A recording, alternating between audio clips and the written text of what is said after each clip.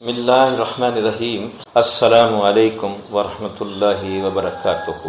میرا نام سسٹر نور ہے اور میرا تعلق انڈیا سے ہے۔ میں ایک خالصتاً ہندو گھرانے سے آئی ہوں، جہاں ہمیں ہمیشہ اپنے آپ کو یعنی خواتین کو یہ بات سکھلائی جاتی ہے کہ تمہاری شادی ہوگی، بچہ پیدا ہوں گے اور تم نے شوہر کی خدمت کرنی ہے، چاہے وہ مہربان ہو یا نہ ہو۔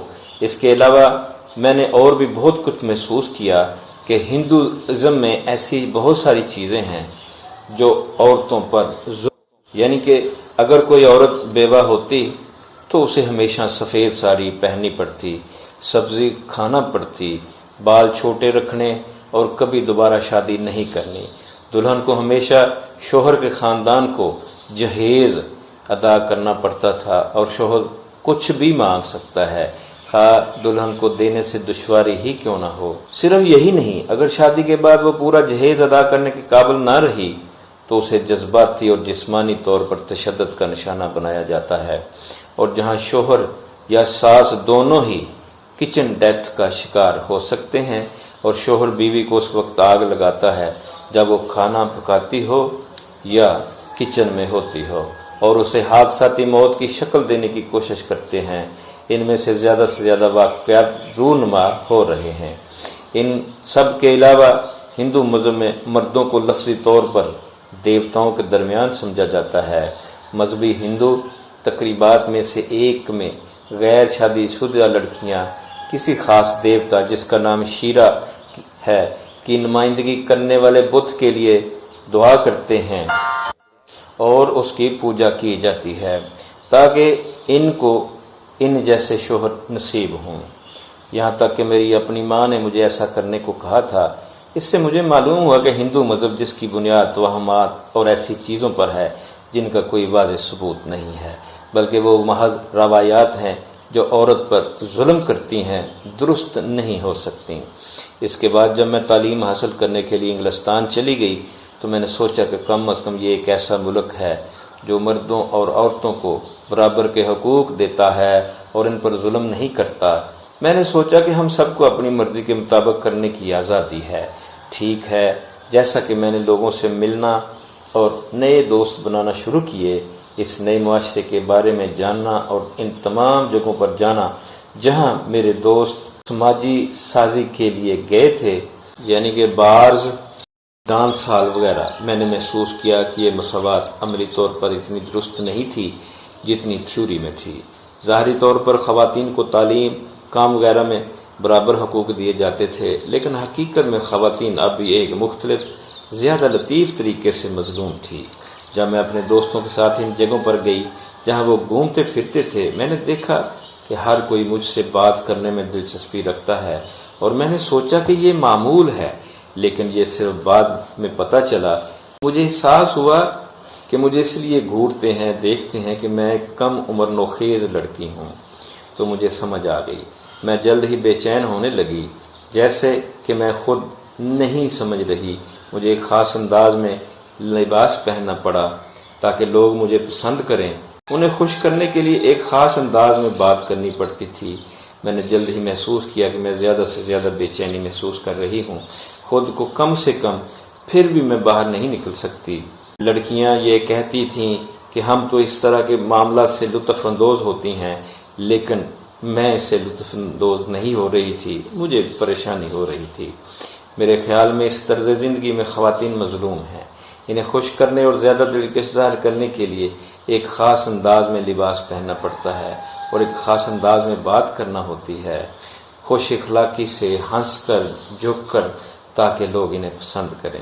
اس دوران میں نے اسلام کے بارے میں نہیں سوچا تھا، میرے وہم و گمان میں بھی نہیں تھا، حالانکہ میرے کچھ مسلمان واقف تھے، لیکن میں نے محسوس کیا کہ مجھے واقعی کچھ کرنا ہے، ایسی چیزیں تلاش کرنے کے لیے جس سے میں خوش ہوں اور محفوظ رہوں اور اس کے ساتھ عزت محسوس کروں۔ اس پر یقین کرنے کے لیے کچھ صحیح عقیدہ ہے، کیونکہ ہر ایک کا ایک عقیدہ ہے جس کے مطابق وہ زندگی گزارتا ہے۔ اگر دوسرے لوگوں کے ساتھ اتر کر تفریح کرنا کسی کا عقیدہ ہے تو وہ ایسا کرتے ہیں، اگر پیسہ کمانا کسی کا عقیدہ ہے تو وہ اس کے حصول کے لیے سب کچھ کرتے ہیں۔ اگر وہ سمجھتے ہیں کہ شراب پینا زندگی سے لطف اندوز ہونے کا ایک طریقہ ہے تو وہ ایسا کرتے ہیں، لیکن میں محسوس کرتی ہوں کہ یہ سب کچھ میں نہیں کر سکتی۔ کوئی بھی حقیقی معنوں میں مطمئن نہیں ہے، اور خواتین جس عزت کی تلاش میں ہیں اس طرح کم ہوتی جا رہی ہیں۔ اس طرح عزت نہیں ہے۔ نام نہاد مساوات کے حقوق کے معاشرے کے ان دنوں میں آپ سے ایک بوائے فرینڈ یا آپ عجیب ہیں اور کمواری نہ ہونے کی توقع کی جاتی ہے تو یہ ظلم کی ایک شکل ہے، حالانکہ بعض عورتوں کو اس کا احساس نہیں ہوتا۔ جب میں اسلام قبول کیا تو ظاہر کہ آخرکار مجھے مستقل سلامتی مل گئی، ایک مذہب، ایک ایسا عقیدہ جو زندگی کے ہر پہلو میں اتنا مکمل اور واضح تھا۔ بہت سے لوگوں کو یہ غلط فہمی ہے کہ اسلام ایک جابرانہ مذہب ہے جہاں خواتین کو سر سے پاؤں تک ڈھانپ دیا جاتا ہے اور انہیں کسی قسم کی آزادی یا حقوق کی اجازت نہیں ہے۔ درحقیقت اسلام میں خواتین کو زیادہ حقوق دیے گئے ہیں اور پچھلے 1400 سالوں سے ہیں۔ ان حقوق کے مقابلے میں جو حال ہی میں کچھ مغربی اور کچھ دوسرے معاشروں میں غیر مسلم خواتین کو دیے گئے ہیں، لیکن اب بھی ایسے معاشرے ہیں جہاں خواتین اب بھی مظلوم ہیں، جیسا کہ میں نے ہندو عورتوں کے حوالے سے پہلے ذکر کیا تھا۔ مسلم خواتین کو وراثت کا حق حاصل ہے، انہیں اپنی تجارت اور کاروبار چلانے کا حق ہے، انہیں اپنے مال پر ملکیت، جائیداد، تصرف کا پورا حق حاصل ہے جس پر شوہر کا کوئی حق نہیں۔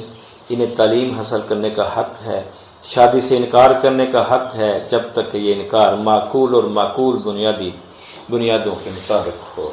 قرآن خود جو خدا کا کلام ہے بہت سی آیات پر مشتمل ہے جس میں مردوں کو اپنی بیویوں کے ساتھ حسن سلوک کرنے کا حکم دیا گیا ہے اور عورتوں کے حقوق پر زور دیا گیا ہے۔ اسلام اصولوں کا صحیح سیٹ دیتا ہے کیونکہ وہ انسانوں کے بنائے ہوئے نہیں ہیں بلکہ اللہ کے بنائے ہوئے ہیں، اس لیے یہ ایک مکمل مذہب ہے۔ اکثر مسلمان خواتین سے پوچھا جاتا ہے کہ وہ سر سے پاؤں تک کیوں ڈھانپے ہوئے ہیں اور کہا جاتا ہے کہ یہ ظلم ہے۔ ایسا نہیں ہے۔ اسلام میں شادی زندگی کا ایک اہم حصہ ہے۔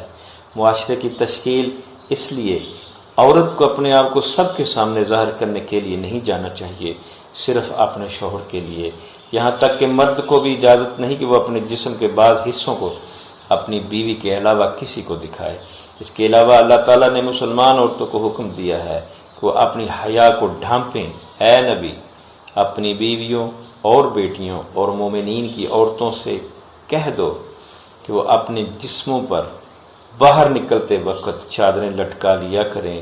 یہ سب سے زیادہ آسان ہے کہ وہ اس طرح پہچانی جائیں، یعنی پاکیزہ اور پاکیزہ چھیڑ چھاڑ سے بچ جائیں۔ اگر ہم کسی دوسرے معاشرے پر نظر ڈالیں تو ہمیں معلوم ہوتا ہے کہ زیادہ تر معاملات میں خواتین پر حملہ کیا جاتا ہے اور ان کے ساتھ چھیڑ چھاڑ کی جاتی ہے کیونکہ ان کا لباس پہنا جاتا ہے۔ ایک اور نقطہ جس پر میں تبصرہ کرنا چاہوں گی وہ یہ ہے کہ اسلام میں خدا کے مقرر کردہ اصول اور ضوابط کا اطلاق صرف عورتوں پر نہیں ہوتا بلکہ مردوں پر بھی ہوتا ہے۔ دونوں کے فائدے کے لیے مرد اور عورت کے درمیان کوئی ملاوٹ اور آزادانہ دوڑ نہیں ہے۔ خدا جو کچھ بھی حکم دیتا ہے وہ صحیح، صحت مند، خالص اور بنی نوع انسان کے لیے فائدہ مند ہے۔ اس میں کوئی شک نہیں ہے۔ قرآن کی ایک آیت اس تصور کو واضح طور پر بیان کرتی ہے۔ مومن مردوں سے کہہ دو کہ وہ اپنی نگاہیں نیچی رکھیں اور اپنی شرم گاہوں کی حفاظت کریں، یعنی بے حیائی وغیرہ سے بچیں۔ یہ ان کے لیے زیادہ پاکیزگی کا باعث بنے گا اور جو کچھ وہ کرتے ہیں اللہ اس سے خوب باخبر ہے۔ مومن عورتوں سے کہہ دو کہ وہ اپنی شرم گاہوں کی حفاظت کریں اور اپنی خوبصورتی اور زیورات کی نمائش نہ کریں۔ سورہ نور۔ میں نے اپنا حجاب پہنا تو مجھے واقعی خوشی ہوئی۔ اصل میں واقعی یہ کرنا چاہتی ہوں۔